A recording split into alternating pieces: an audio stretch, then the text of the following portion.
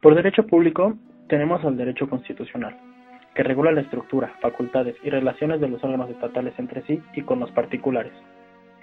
El derecho penal regula las conductas catalogadas como delitos y las penas correspondientes. El derecho administrativo regula la función administrativa que se revela en el Estado. El derecho procesal regula la relación del derecho objetivo. El derecho internacional público regula las relaciones entre los sujetos o personas de la comunidad internacional. Derecho internacional privado regula la solución a los conflictos de leyes derivados de la pluralidad de legislaciones de derecho privado. Derecho marítimo regula los fenómenos jurídicos relativos a la investigación, a la industria, tráfico de mercancías y pasajeros por mar. Se han encontrado en la concentración tradicional de materias del derecho privado las siguientes disciplinas jurídicas. En primero tenemos el derecho bancario, que regula las actividades de las empresas bancarias que legalizan en masa la intermediación en operaciones de crédito. Después tenemos el derecho bursátil, que regula las actividades relativas a los valores, a las operaciones, que con eso se realizan en bolsas de valores o en el mercado fuera de la bolsa, así como los agentes, autoridades y servicios que en tales actividades participan. Asimismo, se suman a la categoría de derecho público el derecho financiero, que se encarga de regular la actividad financiera del Estado, el establecimiento de tributos, su erogación y las relaciones jurídicas que genera. Y por último tenemos el derecho aéreo, que regula lo relativo a la navegación aérea, las aeronaves y el espacio aéreo.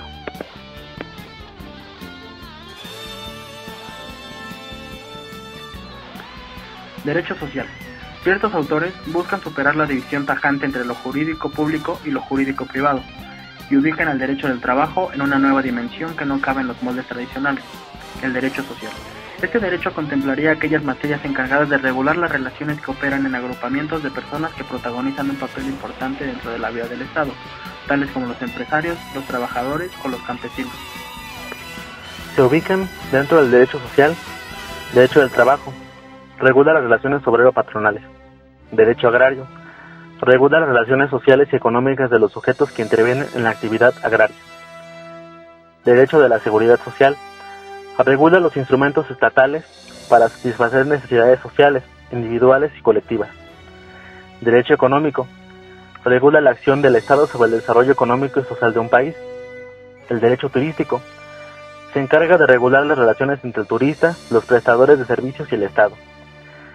El derecho ecológico, regula las relaciones hombre-naturaleza con el propósito de proteger y conservar el medio ambiente. Bioderecho, regula la realidad de los seres vivientes y en particular la del ser humano respecto de la vida, su modificación, su desarrollo y muerte para converger en el estudio y solución de su problemática regulatoria.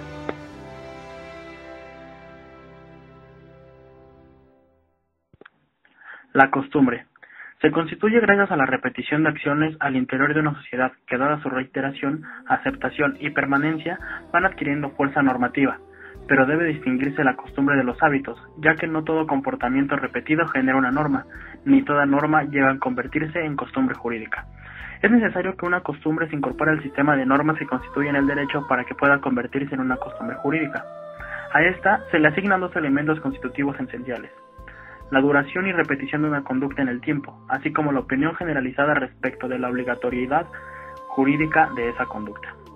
La costumbre se clasifica en tres formas básicas. Delegante. Es cuando la costumbre se convierte en la fuente de facultades para legislar derecho escrito. Delegada. Es cuando la ley escrita remite a esta para la solución de controversias. Derogatoria. Es cuando ésta prescribe conductas contrarias al derecho positivo vigente. Los tratados internacionales. El tratado es un acto jurídico que genera normas asumidas voluntariamente por los estados o los organismos internacionales que los llevan a cabo.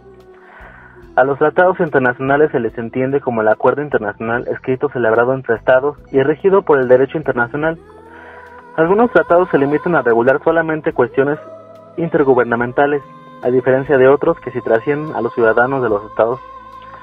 El procedimiento de los tratados internacionales entre estados está regulado por la Convención de Viena sobre el derecho de los tratados en 1969. Los tratados internacionales implican un doble proceso, conjunto de fases y requisitos formales que requiere su elaboración, negociación y firma.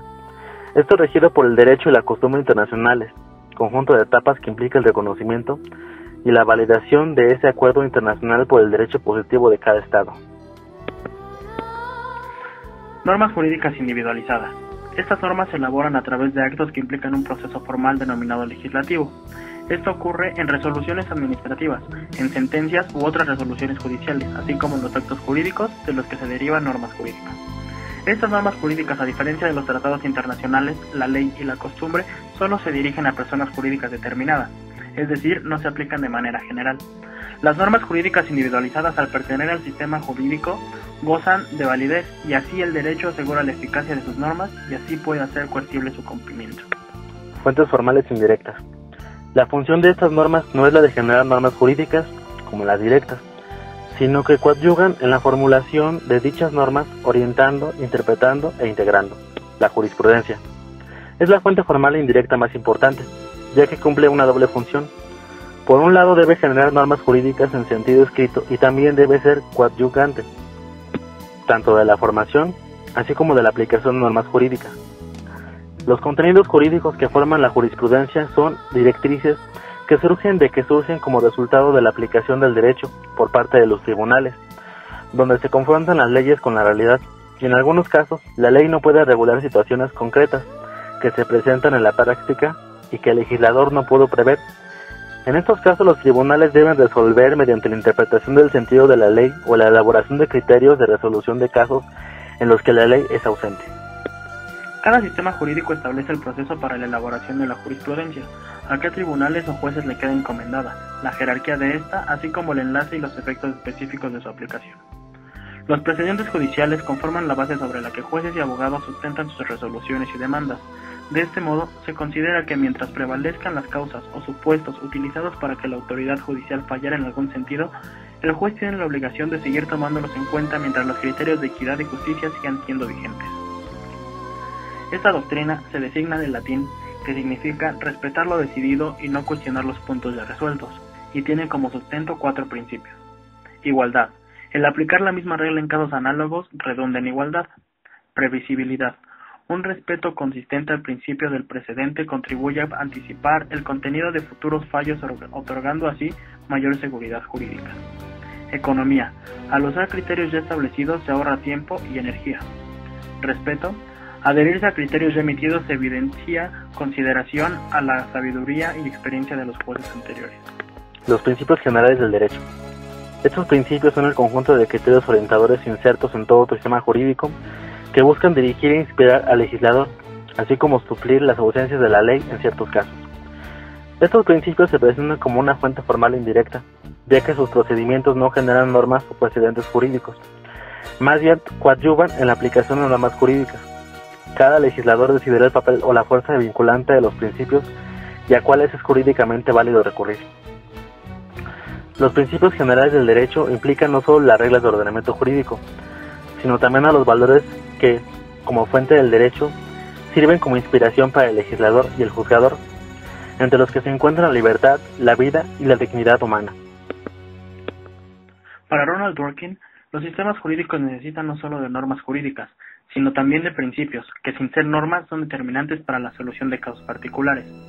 Esta aportación dio pie a un extenso debate que partía de la idea de que una teoría de las normas debería dar cuenta no solo de estas, sino de los principios, que son un componente de la naturaleza lógica distinta que amerita un diverso tratamiento. Esta idea reafirmó la idea original de los principios generales del derecho con una profundidad de alcance de los que no había sido objeto. Ya en la doctrina de la tradición jus-romanista se debatía sobre la naturaleza de los principios generales del derecho y el nombre que debería asignarse.